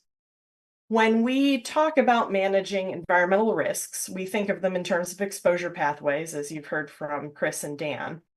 So where there's a potential for contaminated groundwater to vent into surface water, we are using water quality criteria that cover all uses. So protective of aquatic life, fisheries, drinking water sources, and people who may be using the water bodies recreationally, as we know, next to the Cascades with all those kayaks. Our criteria cover all of those potential uses. We specifically approved site-specific mixing zone criteria for the site back in 2010, and those were updated based on the proposed use of the property in 2019, I believe, also to cover acute risks to aquatic life. After they installed the Napple trapping cap, DTE committed to a 10-year monitoring period for the GSI pathway, and we just received their final round of monitoring like last week. They have continued to be below criteria. There is still contamination present on the interior portions of the property, but those sumps I said where they could monitor if those oily materials were actually reaching the cap, DTE hasn't seen Napple in any of those sumps over the full 10 years of monitoring. Nor have there been any exceedances of criteria at the compliance wells placed between the interior portions of the property and the river. That 10-year monitoring period is actually based on a conservative estimate of groundwater flow rate. So it takes 8 to 10 years at most for groundwater on the eastern portion of the property where that contamination is to reach the Huron River if it were going to. So at this time, I just got this data, but based on a preliminary look at it, it seems that they will not need to continue monitoring, and at that time, those wells and sumps will be removed. Next slide. So moving on to the current status of the property redevelopment, I got to rewind to 2017. As they were preparing for redevelopment, they conducted a shallow soil data gap investigation on the western portion of the property. I believe this was done by Lower Town Partners Roxbury Group, but it was focused on the what will be the public use areas of the property.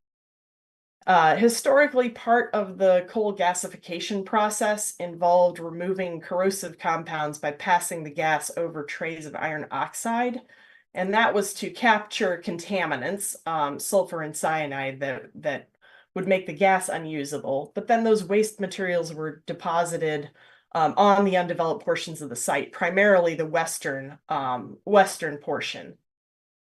These soils are actually like visually characteristic. They're bright blue, like Prussian blue, like the paint pigment.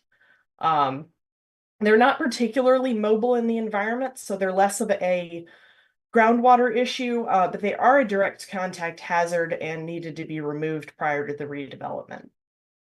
So the 2018 response activity plan proposed by the developer consisted of proposed excavating all of the blue soils to the maximum depth where they'd found them of 8.5 feet.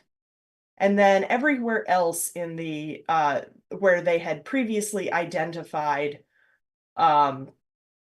petroleum compounds, heavy metals, and coal tars, those areas were excavated the upper 2 feet as a reasonable distance where somebody might encounter them who's using the property. Ultimately, the goal is to have 2 feet of clean soil cover over the entire public use area, whether that was existing uncontaminated soil or soil that was imported as clean backfill. Everywhere else, buildings and parking lots would be used as the cover. So this excavation work was completed this past fall and winter, and we just received the results of verification sampling, which is kind of what you're looking at is the map of the public use areas and where the sampling was completed. All of the verification samples were collected within the top 2 feet, which would be that clean cover exposure barrier zone, using a method known as incremental sampling. So you've got the site divided into 18 units and gridded out. And from each of those units, 30 increments of soil were collected and composited. So that significantly improves the quality of data that you get versus a single discrete sample. Then they also took a triplicate sample, which they could use to compare statistically to ensure that the data was actually representative of the material, which is always a challenge when you're trying to assess materials for direct contact. The decision units outlined in lime green are the areas that were excavated and backfilled. And in those areas, the verification sampling was mainly to confirm that the soil brought onto the site was not contaminated. So you see a slightly lower sampling density there, like in 6 in the central portion of the west half of the site. Based on past investigations, soils in the remaining decision units, those are the ones outlined in magenta, were already believed to be below criteria based on previous data, either because there was no contamination present or because they were part of previously remediated areas. And in those cases, the verification sampling was conducted to confirm that with better data quality. All right, next slide. I just want to go over what's next. We're still looking over this data. It's very recent, like the last couple of weeks. And the next step for this site is for, I believe Lower Town Partners intends to submit an NFA for the property. They're going to have to get some data from DTE to complete that process. But in order to qualify for an NFA, they have to have all of the different exposure pathways covered. So they would need to have the restrictive covenant in place, and they would need to have the vapor mitigation in place. And obviously these buildings have not been built yet. So that's coming down the road, and we're currently in discussions with them about the best way to achieve that. That's all I have at this time. Happy to answer any questions you may have.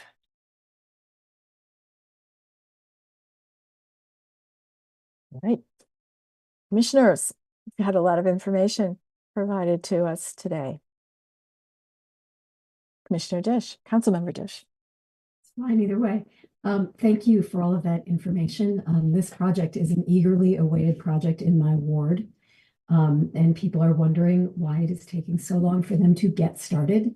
And so you've told me a story about, indeed, they have started, and there has been a lot of labor, and they have finally cleaned the house, and now they'll be able to build. So that sounds really, really great. I mean, pending, your review of these latest samples, but I think everyone can really feel good that this has been an extensive cleanup. I don't know, Rita, if you want to raise the issues around erosion that. Yeah, thanks. Councilmember Dish and I were at a meeting just last night, and a neighbor of this area said that he observed in the recent rainstorms some flooding in the westmost area, that the water kind of came into its natural path in that floodway area. Saw some ducks And my concern when in thinking about that was what happens to that surface layer that's been placed there? Is it going to erode? Is it going to result in some contamination of the Huron River? And will there be some placement of grass or other green ways to prevent erosion of all this work? Yes, absolutely. That is something that was proposed in the 2018 response activity plan. Obviously, they're, in the middle of site work. So ultimately, yes, a vegetated cover will be needed to stabilize the soil. As far as, contamination of the river, we're mostly focused on those surface soils being a direct contact hazard and not necessarily a concern to the river itself, not a concern to groundwater. So right now the site is fenced. People shouldn't be accessing that site. So they have a little bit of time to get that in place as part of the development. Mhm. Okay. But do you expect it sometime perhaps this season, this growing season? Because it's all there right now. That's a good question. I don't have that information for the developer right now. Okay. Thank you. Anyone else? Commissioner Brown. Yeah, thanks. Thanks, Ashley. I have a few questions. Out of all the contaminants that have been detected so far on this site, which ones are expected to migrate the fastest or easiest in groundwater? Would that be like cyanide in the metals? That would be the purpose, primarily the Napple trapping cap. Oh, The okay. dissolved petroleum related compounds. The cyanide actually is not a particularly mobile form. That's also why it's still here after decades and decades. Oh, okay. And so what's the estimated lifetime of that NAPL cap? And why are they going to remove the wells and the sumps? Because wouldn't that remove an opportunity for testing in the future? Because as we've all heard about landfills caps and about there's no landfill that's been successfully capped for more than a decade to my knowledge. So I'm just wondering what precautions there are in terms of figuring out when that cap has been breached through natural processes or flooding or something else, and how would that be tested if there were a breach? So what we're seeing based on the data is they haven't actually seen Napple move from the interior of the property to the um to the sumps. It has not reached the cap itself. So while the cap is capable of trapping those materials, the materials are less mobile than I think was originally feared. Granted, I've been my experience with the site is relatively recent. I just got involved with it about a year ago, so a lot of the decisions associated with the Napple trapping cap, I'm still learning about myself. Yeah, I'm just a little concerned that they've decided that 10 years is long enough to decide that it's done for infinity, you know? So I And would hope that there's some kind of a plan and they're leaving means in place, such as sumps and wells. I'm not sure what the rationale is for removing the sumps and the wells. And because it does kind of reduce the opportunity of detecting whatever contamination that might show up. And I don't see any reason why it can't be tested over various periods of time in the future, just to make sure that, the theoretical success of the containment has actually been achieved or not. mhm. That's certainly something I'll be keeping in mind. My understanding is that it has been approved by Eagle, was approved by Eagle in the past, and that was um, based on transmissivity data, based on the groundwater flow rate. So in a sense, that 10-year period has been the test. That's my current understanding. Okay. Thank you, Steve. Good question. I guess my question associated with that is, seems like it's a no cost issue to retain those sumps. And so why not? Yeah. Anyone else? All right. Well, I want to thank Andrea and your staff, everyone, for joining us and providing this information. It's in our backyards, nearby, everyone, and your efforts to track and keep us safe are very much appreciated.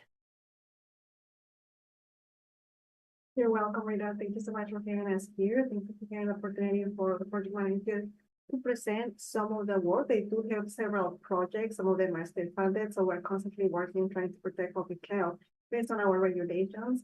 Like I say, will be maybe nice if anybody has any questions associated with Alma. Chris is here. Like Chris, information is available, or I can provide the information to you, or any project manager for additional information. Happy to. Great. Yeah, thank you. All right. All right. I want to thank everybody for hanging in. This has been another packed agenda. And I will move us along to our next item, which is it has to do with the Green Streets program that we discussed last month with Jen Lawson and Jerry Hancock. And the issue has to do with, now we were presented with a resolution to consider advancing forward with our support. And I guess I would like to know if anyone has any questions or comments about it, or if we'd like to put it up for review and figure out our next steps on this. Yeah, open for you.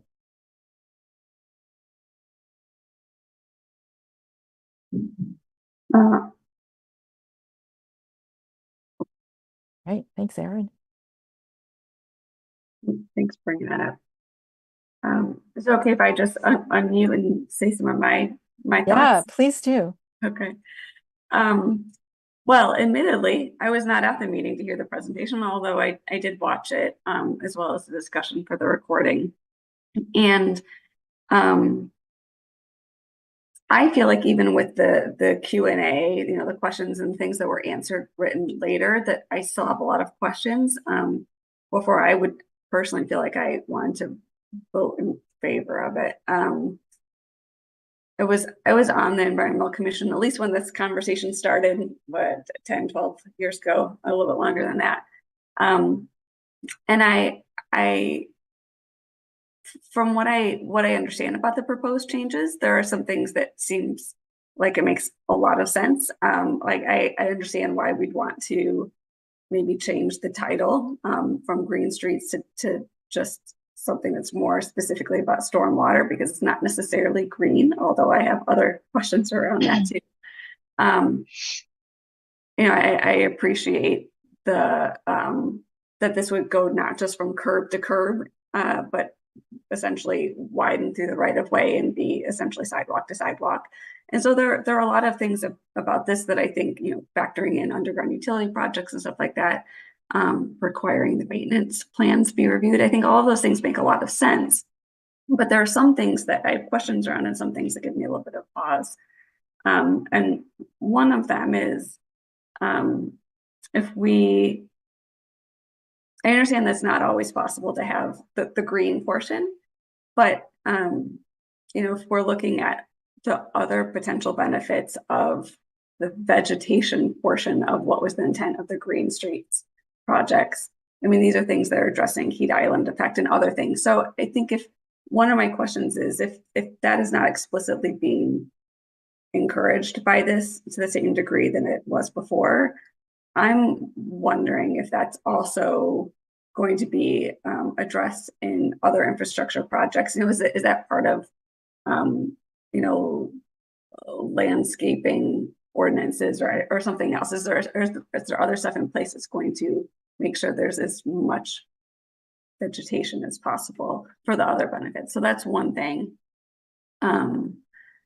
Something around the the addition of bike lanes being a challenge to implementing the green streets policy as it's written. So I just have questions around that. Like the bike lanes I can think of, the additions are not widening the streets. So I was a little lost on why that is a challenge to implementing the policy. And some things just about in general changing, even if you have to tweak something, changing something from a policy to a guideline, I think it weakens it. And I'm not sure how I feel about that. If there are some changes that need to be put into place so that things can be implemented, then I understand that. But the switch from policy to guideline makes me pause a little bit. Those are some initial thoughts. I have others, but I don't want to totally dominate. I want to open it for other people's thoughts on this. Yeah, thanks, Anya. Well, I'm really glad to see Jerry Hancock here. Oh my gosh, you're still here. That's great. Do you feel that you can jump in and address some of these questions? Because I also have another idea of how we could approach tonight, but let's go. Yeah, just a couple things. So the idea of changing from policy to guideline, it's not changing. It's called a policy statement, and the previous version was a guideline, and it's still a guideline. And then as far as taking out the green streets, we were doing that because of the expectation of the public with the green streets policy, and we weren't able to put in as much green as we had hoped over the last 10 years. So this is just kind of acknowledging the reality of doing infiltration in the right of way, that more often than not, it's probably going to be underground, but certainly where there's space, we prefer to do green. And sometimes it would coincide with some of the like pedestrian and bicycle changes where you're making intersections more pedestrian friendly, introducing islands. That could be the green stormwater component. So the changes aren't encouraging or discouraging any of the green. It's just kind of to set the expectation that more often than not, it's probably not going to be green because of the space constraints. And that just kind of reflects the last 10 years of us implementing it. Mr. Brown. I'm sorry, Chris had his hand up first. Oh, I'm sorry. I missed that. I'm sorry. Chris, please proceed. Stephen, you can go first anytime. Jerry, I presume the ultimate repository of these guidelines and standards will be the Orange Book? Correct, which is no longer called the Orange Book, but you are correct. Thank you. I'm glad to see him in there. Very good. Yeah, now that is a live document instead of a paper document. And so if this change goes into effect, it will be inserted into the live document on the web. Very good. Thank you. Yeah, so let's see. Okay, are you done, Chris? Yeah. I was just, I am a bit confused, just as Anya is. I wasn't attending the last meeting, but I did look at the presentations, and it's certainly a complicated topic. But one thing that immediately comes to my mind is that there's two aspects to stormwater. There's the runoff, the flooding hazard, and then there's the contamination of the river, that comes from. And the city is under a consent judgment, to reduce its phosphorus pollution. And I'm not sure what the exact numbers here for Ann Arbor, but traditionally, maybe about half of the phosphorus pollution comes from stormwater runoff in other communities in the Great Lakes region. So I was wondering, the green street policies don't seem to address this aspect of it. They're mostly trying to address the stormwater management in terms of flooding. Is that correct, Jerry? No, it's the opposite. Okay. But infiltration, all right, so the standard, if you notice, there's three different standards, but the minimum standard is the first flush. Well, 90% of all pollutants in runoff occur in the first flush. Mm-hmm. So that is our minimum standard. So it primarily is a water quality issue. Infiltrating, though, the more we can infiltrate, then you do start to get into controlling volume. So first and foremost, it is a water quality treatment. Mm-hmm. But this policy exceeds the infiltration standards in the rules of the Washtenaw County Water Resource Commissioner. So we're basically trying to infiltrate even more than what the normal standard is, and base it on the site conditions. Basically, like if the site conditions allow, we're going to exceed the county standards. That's sort of the baseline of what this policy does. Mm-hmm. Sure. But what I've seen, most of the major projects I've seen to control the flooding involve large underground reservoirs, like, near Pioneer High School and like at the university campus, near where the Orion sculpture is. And so in that sense, you're storing a lot of that first flush in those tanks.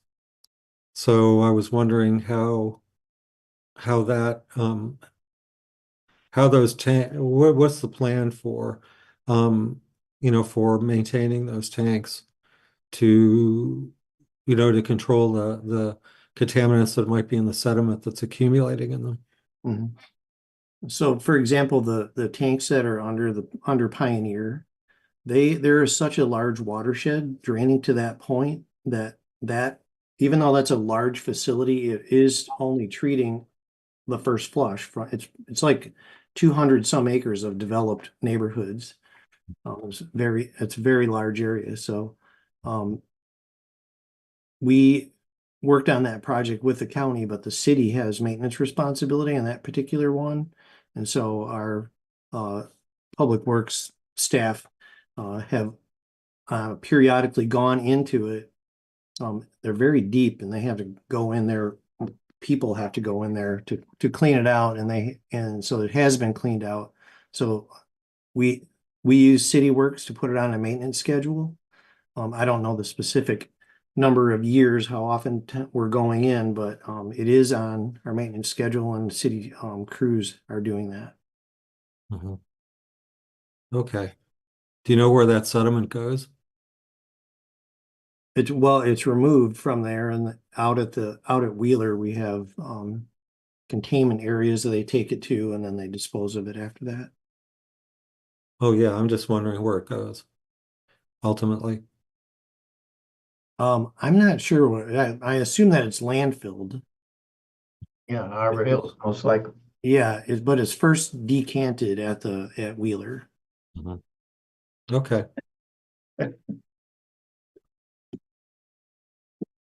Commissioner Dale? Yeah,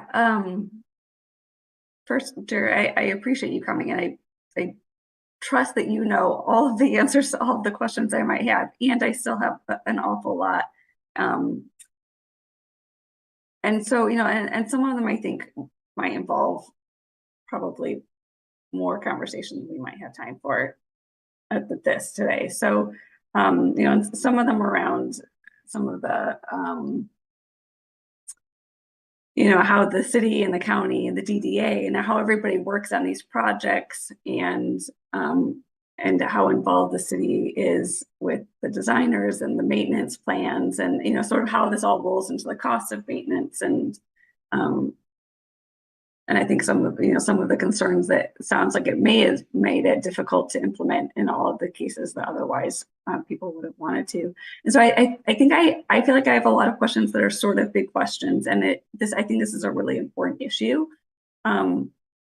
And so I'm wondering, you know, I know that people want to move this along, but I'm also wondering if there might be an opportunity for us to push back voting on this here until the May meeting, so that maybe there could be some conversation, like a you know, a work group where we could have some conversation with commissioners who are interested in learning more and having sort of, you know, talk, Jerry, with you more and maybe some others, so that we can fully understand the proposed changes from the original to now. Because I'm also, I probably could use refreshing and looking at the last policy or guidelines better as well. I mean, it's fine with me. But your opening statements, you did pick up on the most significant changes. I would say that so you already have a pretty good handle on what areas we changed. I think you mentioned like three things, and they were the three biggest changes. So I have to say that this is one of the situations where I appreciate that the city staff have brought something to our commission for discussion. And it would be great, and in my opinion, for us to take the time to consider a little deliberately, unless there is some rush, some reason for moving forward quickly. If we could have one more month to have the kind of discussion that Anya described, is that anything that you can comment on, Jerry, in terms of timing? I can. The timing is that I am going to retire from the city, and on July 10th, I won't be a city employee anymore. All right. Okay. So I'm not happy about that, but Jen Lawson was hoping that I could get this as far as long as possible before retiring. So that's the timing. Right. Okay. But there's not any city administrative issue. And I don't hear from Anya that there would necessarily be something that would be a huge change, but I think it would be a level of confidence for a vote. And I would like to propose that we do that we identify some members of the commission who would be interested in joining with, I assume Commissioner Dale would like to do this. And if there are others who would like to join in and have an opportunity to talk with staff about this particular change and the goals, I feel like, given the discussion or the inclusion of the reference to vegetation, that's one of those things that kind of clicks with me with respect to our natural features and incorporating that as all of this process. So I'd like to make sure that even if the title Green Streets doesn't remain, that there is a green component that we can rely on. Councilmember Dish. Thanks. Thanks, Chair Mitchell. Yeah, I just want to ask a clarifying question. If I understood you correctly, Mr. Hancock, your statement was that it is due to space constraints and not budgetary constraints, that it is not always possible to have a vegetation component for infiltration? Primarily, yeah. I mean, just if you think about a road right of way, it's not just what's on the surface, it's what's below the surface. You know, if you have water, sanitary, storm, sometimes multiple other private utilities, and that's really the driver behind how much stormwater control we can do. It's more well, the site conditions that are laid out in the policy about slope, floodplain, and soils, those are first, but then after that, it's how much space do you have in the right of way to put controls in. Yep, that's really helpful. I appreciate your saying that. Now, granted, I read it quickly, so I'm not sure if I caught everything that's in there, but what you said when you were talking to us about this is that where there is space, their vegetation would be the preferred method of infiltration. Is that spelled out in the new guidelines? It's not, but there is a reference to a manual in there, and most of the examples in the manual are green. Oh, okay. Sorry, I'm just trying to take note so I understand this, because I don't know if it's coming to council, but I don't want to be, I want to be able to be clear about it. So yeah, it sounds like a great idea to have another session with Mr. Hancock if he is willing to do this, if he has the time. So that we can air everyone's questions. And I don't know if there would be any ability to make language changes, but Oh yeah. in view of the fact that the title is changing in a way that makes that invites a concern about the city backing away from a commitment to green, it might be great to add a sentence that kind of emphasizes that remains the preferred method, but that, you know, as with everything else, you know, we're going to go drill some holes too for geothermal, and we're going to find that there's a lot going on under our roads. And so, you know, we can't always have it. So I wonder if in the language of the guidelines themselves, there could be just a little bit more reassurance for people.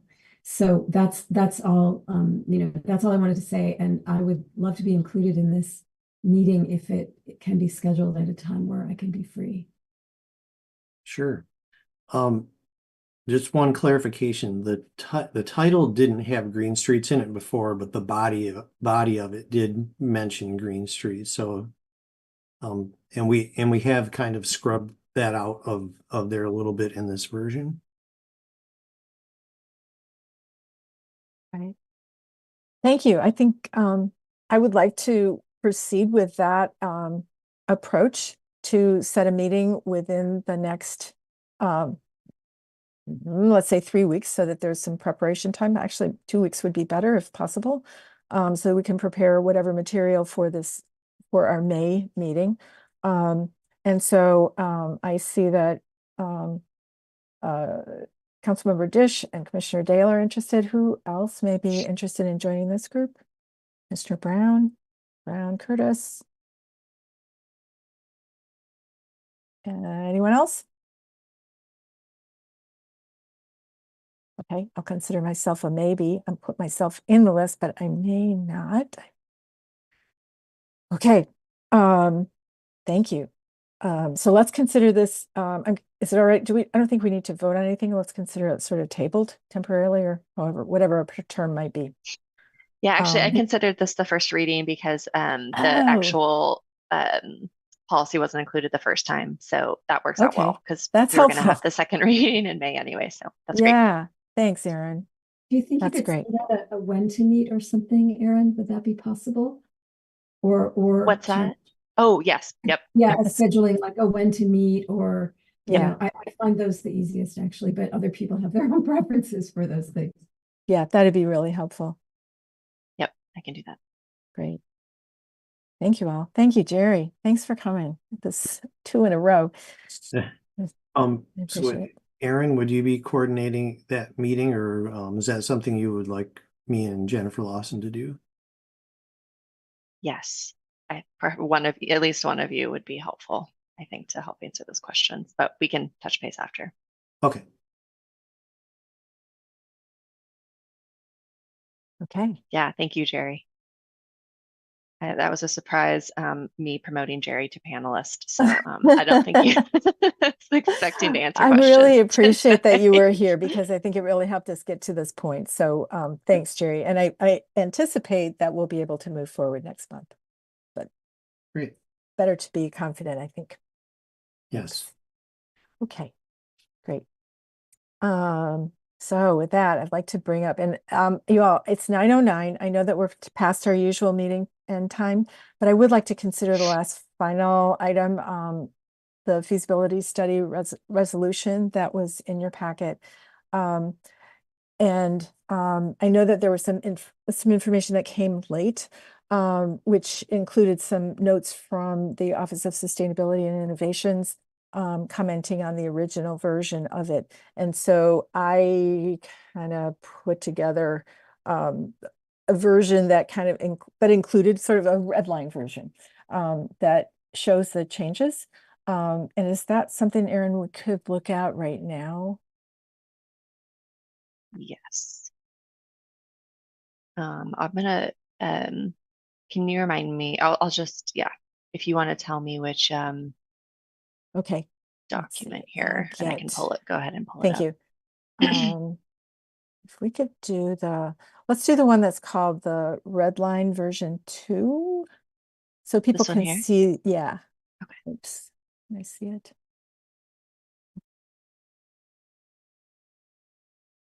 That one? Doesn't look like it. No. That looks like the NPL thing, isn't it?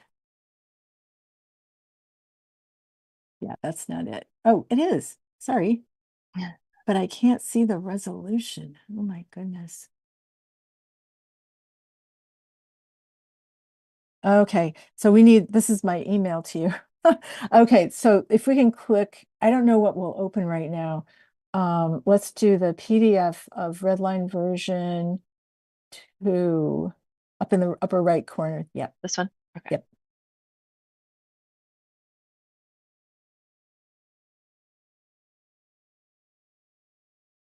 That work? I don't see it yet. Oh, it's not sharing? I don't, no, I see the email.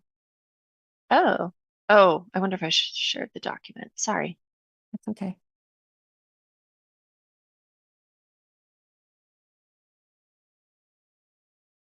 There we go. Mr. Dish? Yeah, while we're getting technically oriented, I just wanted to respond. There had been a comment from the public about a concern, it sounded like, about the funding source for the $1 million for the phase 2 study. That funding source is rock solid, and there's $1 million in the budget for the phase 2 study. Just wanted That's great news. That's great news. Yeah. So really what we're doing is supporting what the council has done or what's proposed in the budget, right? And so this says red line, but it's really green line, right? I inserted some corrections that were identified. And so you can see the actual crossouts and the insertions. And I would say that everything that we see here, we see that we're looking at a feasibility study. We've got climate change going on, and just a simple kind of a typo about 820. I accepted the comment about achieving a just transition for community-wide carbon neutrality. It just acknowledges that our current electricity is from dirty power. We have power outages, the next one down, then the short whereas clause accepted the note that says that under some scenarios, both municipal and sustainable utility, electric utility are feasible. And then the biggest change, crossed out most of the last big whereas clause. So whereas a phase 2 study of municipalization would provide a comprehensive and authoritative estimate of the likely total cost to the city and would support the public's informed decision making. Therefore, let's go forward with the feasibility study. So the language that I included in that is not exactly as was recommended by staff, but I think it allows us some flexibility and still supports the concept. So I offer those changes and ask for any comments. Commissioner Dish. Yes, so I have a comment on the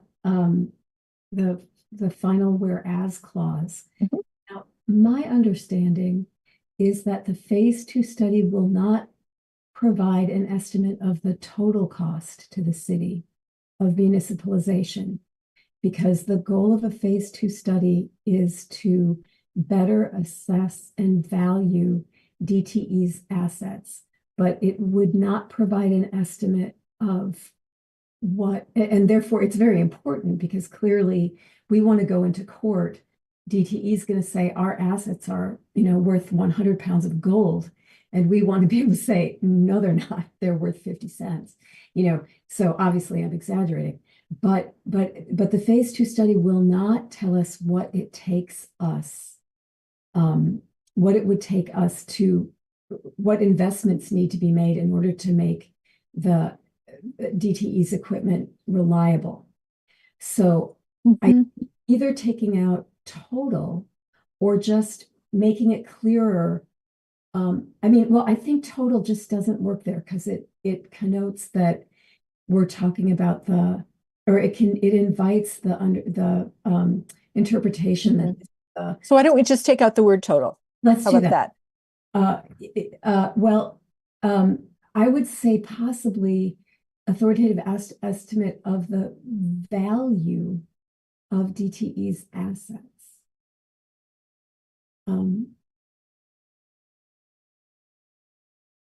And of course, I'm not entirely confident of that language, but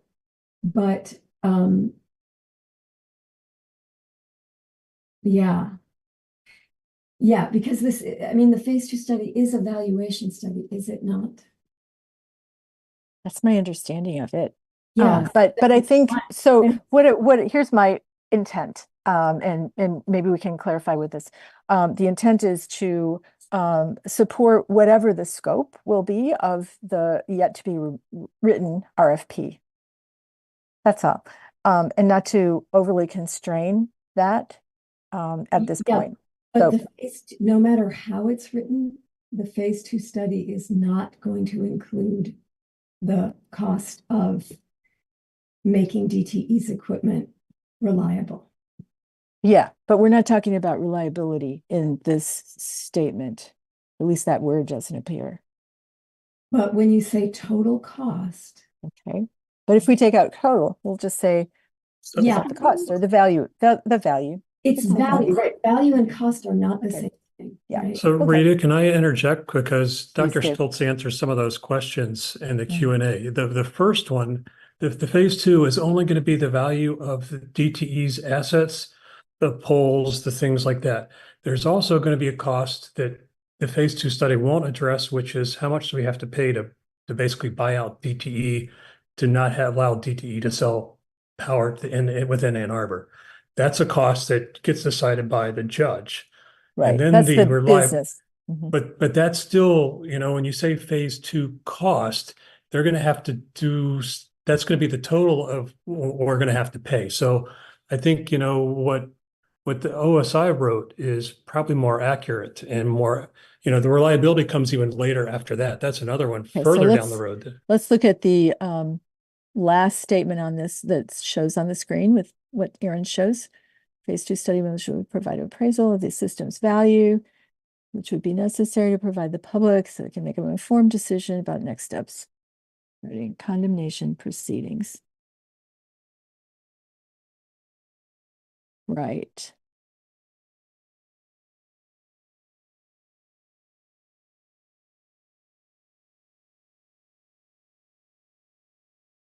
I think that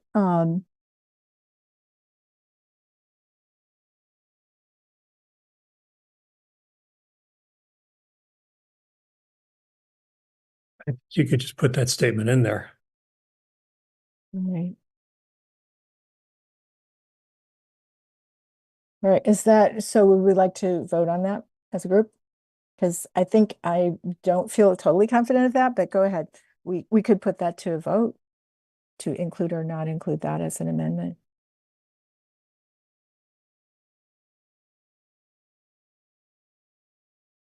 You mean to substitute? Yeah. So I'll just ask the group. Is that a motion? Yeah, I'm going to move that we include the statement as indicated by Dr. Stoltz. So it's stated in a positive. in place of in the, place of the greened out, yep. I second it. Okay, all in favor of that change? Aye.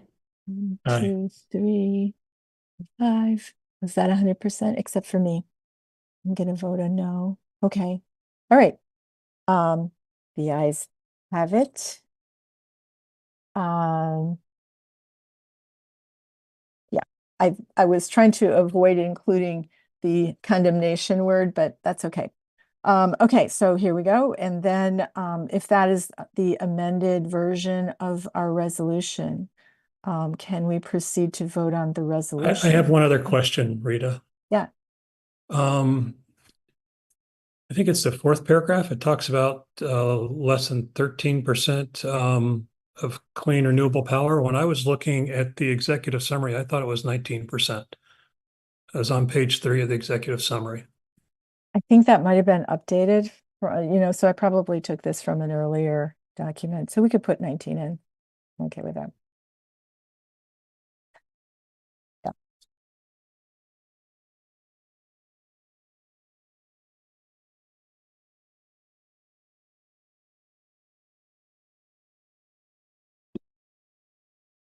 Okay, so that's here.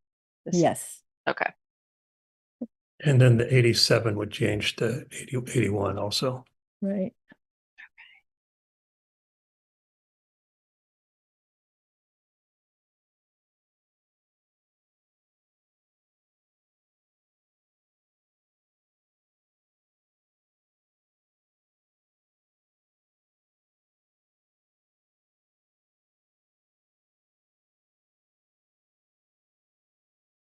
So does someone want to read me the language? I can put it in or. I will. Okay.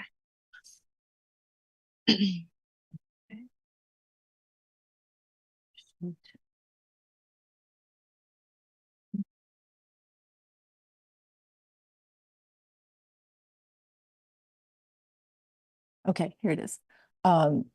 Whereas a phase 2 study. Right. Mm-hmm. Okay. It's for number 4.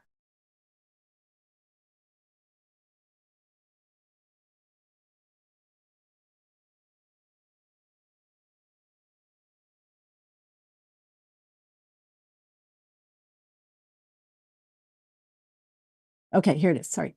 Whereas a phase 2 study of municipalization would provide an appraisal of the system's value, comma, which would be necessary to provide the public so they can make an informed decision about next steps regarding a condemnation proceeding and total takeover of DTE's assets.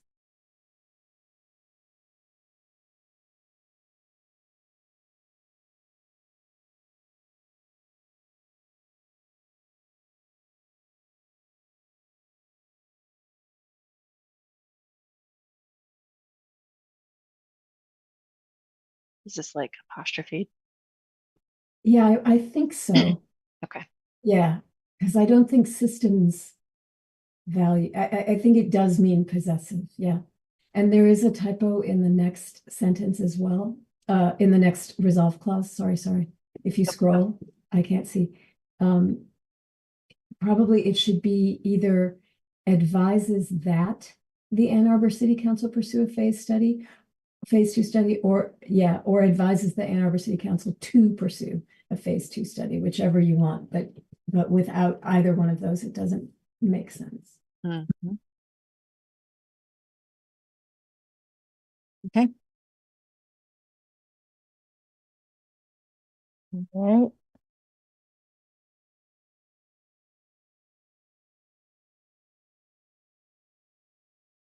That looks good to me. And maybe just do the paragraph on the resolved.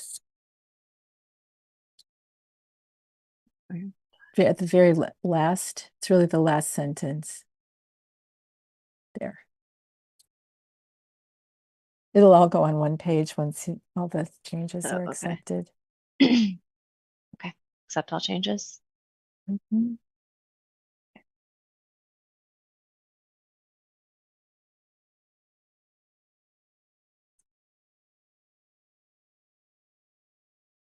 I mean, to unbold these. Yeah.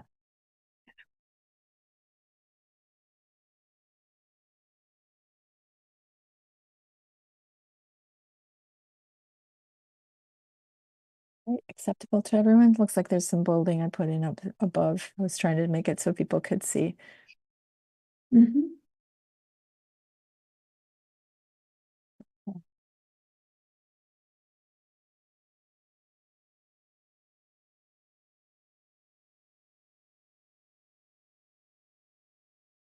Right. And with that, I would appreciate a motion to approve the resolution. Moved. Councilmember Dish, second. Councilmember Commissioner Curtis. Thank you. And all in favor, raise your hand. And I'm looking like all but one. Anyone opposed? Dane? All right. I believe this passed. So thank you all. Thanks for your patience.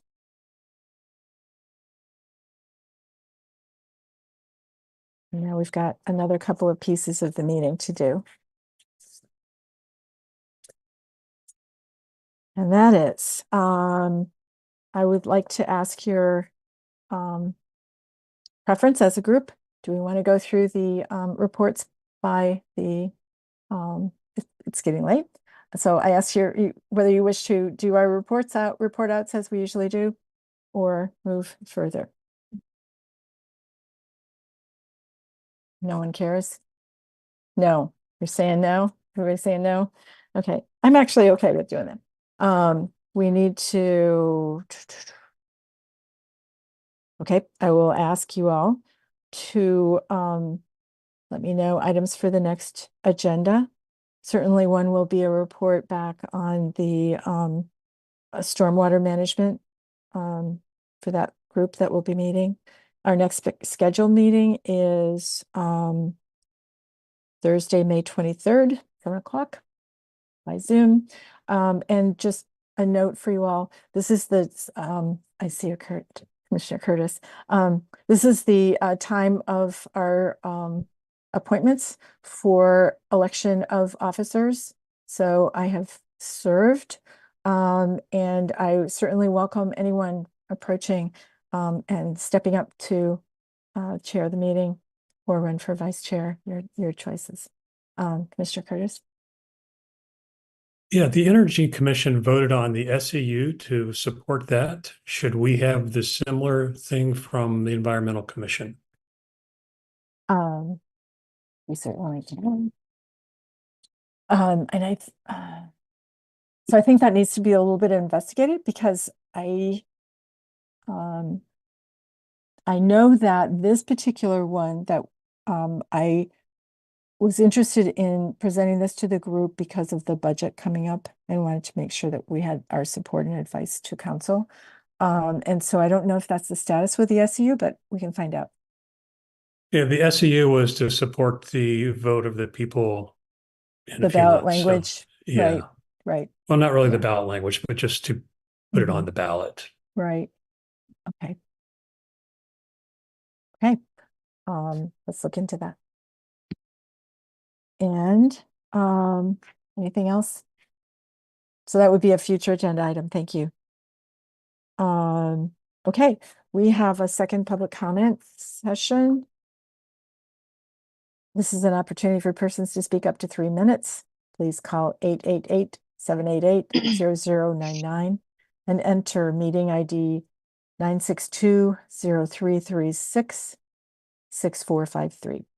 City staff will select callers that have raised their hand by calling out the last 3 digits of your phone number. In order to electronically raise your hand, please press *9 on your phone.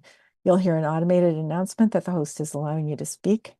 Press *6 to unmute your phone. And when speaking, please move to a quiet area and mute any television or background sounds so that we may hear you clearly. Please state your name and address at the beginning of your comments. Thanks, Erin. And do you see anyone who's raised their hand? Nope. No one. All right. I will entertain a motion to adjourn. Commissioner Curtis, second. Commissioner Dish. Thank you all. We are adjourned. Good night. Thank you. Thank you. Bye.